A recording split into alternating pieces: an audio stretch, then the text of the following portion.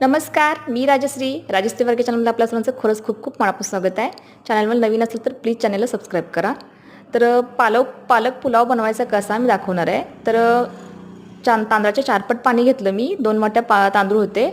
तर ते मी शिजवून घेणार आहे. 50% तरी मी शिजवून घेणार आहे.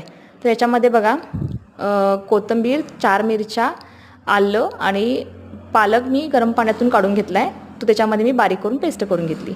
आता आपला 50 ते 60% भात आपला तयार आहे. शिजवून घेतला आहे मी चाळणीमध्ये काढून. तर तेल टाकून जिरे, कांदा, टॅमॅटो आणि आपण जी पेस्ट करून घेतली होती ती पेस्ट आपण त्याच्यामध्ये टाकणार आहोत.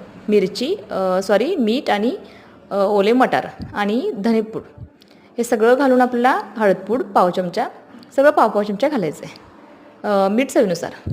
आता याच्यामध्ये भात आपल्याला मिक्स करून घ्यायचा आहे. बघा आपला पालक पुलाव तयार आहे. एक 5 मिनटं